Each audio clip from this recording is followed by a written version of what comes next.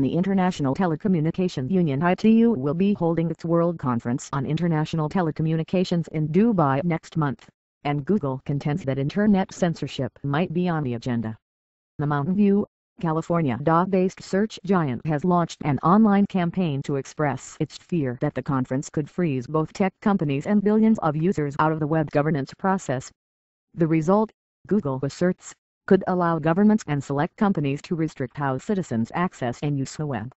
The ITU is a United Nations agency tasked with promoting communication and information technologies. Its meeting will involve possible revisions to the International Telecommunications Regulations Treaty. Untouched since 1988, the document emphasizes the technological challenges of its day, such as the handling of phone traffic.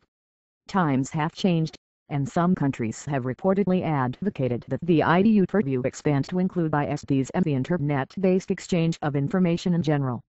If a new treaty with such provisions is passed, it could dramatically realign the current power structure around internet standards and operations. Currently, non-profit entities such as ICANN handle these duties. By proxy, this gives the United States influence over the Internet's trajectory. ICANN, for example, ultimately reports to the U.S. Department of Commerce. Google isn't the only party concerned about an ITU takeover. Byte editorial director Larry Seltzer wrote in May that the current governance bodies are more open and transparent than the ITU, which only allows participation by governments. He noted that an ITU-governed internet could mean greater control over cybersecurity, data privacy and the IP addressing system. He also said foreign government-owned internet providers could charge extra for international traffic and allow more price controls. Many of these points are emphasized in the Take Action website Google set up to promote its message. The site essentially establishes a timeline to explain the company's fears. One bullet point focuses on the past, reminding visitors that many governments are actively censoring web results and enacting laws that threaten online expression. Another looks to the near future, warning that some of these governments are trying to use a closed-door meeting in December to regulate the internet. Looking further ahead, the site predicts that regulatory shifts could allow governments to cut off internet access.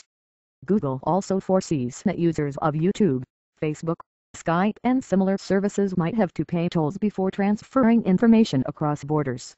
The site eschews specific information, presenting the company's view via images, videos, and short, soundbite-friendly statements. Even so, its concerns are more than speculation. Dr. Hamid Tour, the ITU's Secretary General, stated, for example, that infrastructure costs will demand private participation and new pricing considerations, an argument that sparked concerns about web tolls.